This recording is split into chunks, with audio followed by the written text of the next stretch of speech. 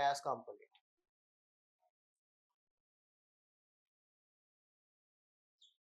Okay, so mainly the class component is mainly the class component is a React component defines ES6 classes. So it will be used ES6 classes. Okay, so it will be mainly it has its own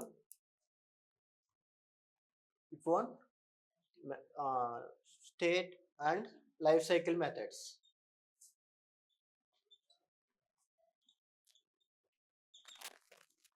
So mainly what is the class component? Class component has a ES6 classes. We will use ES6 classes for class component.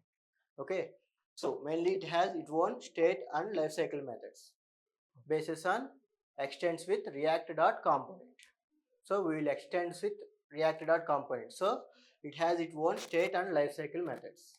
What is lifecycle methods? Okay, good question. So what is lifecycle methods?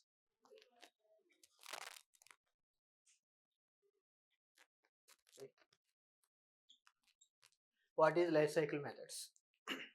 Okay, so in lifecycle methods we will mainly use in class component only. Okay, so these lifecycle methods we have three types. One is component did mount, component did update, component will unmount. Okay, so we go with the class component did mount. What is the use of component did mount?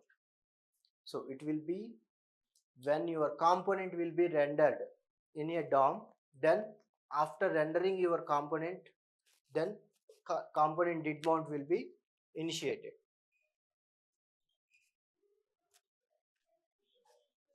Did mount.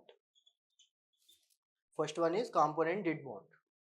Mainly in lifecycle methods we have three lifecycle methods available as of now. In previous versions we have a multiple is there, but in everything in a new version we have three lifecycle methods is there. So one of the component did mount, and second one is component did update, and final one is component will unmount. These three are the lifecycle methods. So one by one usage is it will be component initiated, means when your component will be rendered in a DOM, after rendering your DOM in your component, then the component did mount will be initiated. Mainly we will use for the fetching the API data, API information like everything. Okay, next component did mount.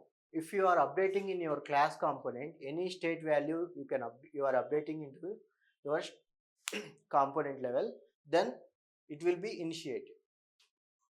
You need to write any conditions like anything in class component did update level, you can write your own logic.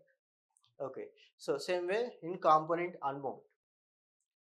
The component unmount will be after invoked your component removed from DOM, removed from DOM. Okay, so then the component did unmount will be initiated. Means if you are moving to one component to another component, so then this component will be removed from your DOM. So in that case the component will unmount will be